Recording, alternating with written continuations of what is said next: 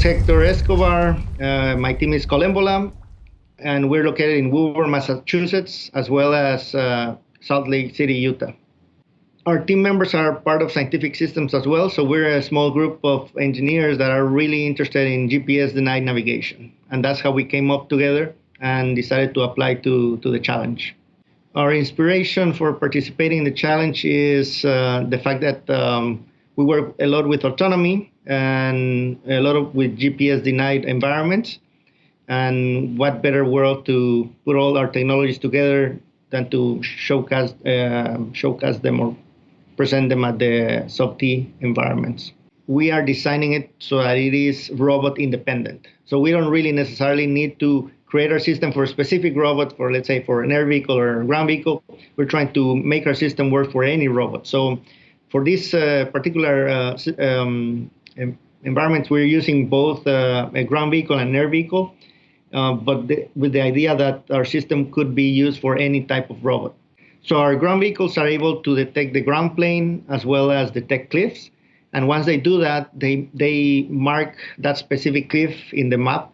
And then they are able to share that annotated traverse graph, which is what we call it, the ATG, share that with the other agents, and they will know that there's a cliff in that area. Once we've detected a cliff and we know that a ground vehicle cannot go there, then we can send an air vehicle.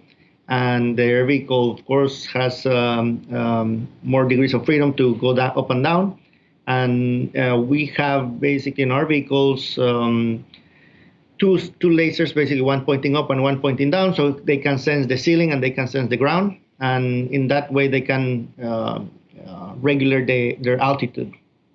Our robots communicate with each other, and then they try to exchange minimal information and the important information. So they would exchange artifact information as well as this minimized map. So if a vehicle detects, let's say, 3 artifacts, he will start going back at that point.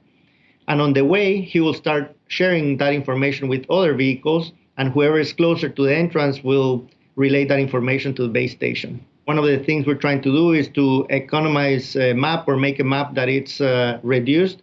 So it won't be completely a full populated map. Instead, it will be more like whenever you ask for directions, right? So you ask for directions, how I go to the gas station. Someone will tell you, go straight until you see a light, and then on the first light, turn right. And that's how you get directions, right? So we're trying to mimic the same way with our systems, where we go into a tunnel and then we say, well, just drive, let's say 100 meters until you find an intersection. Then on the intersection, turn right. So that reduced map is what we're also trying to push in this system, so that we have less burden in the communication transmissions. We're very excited to participate in the sub-T challenge, and it allows us to test all our systems in one place.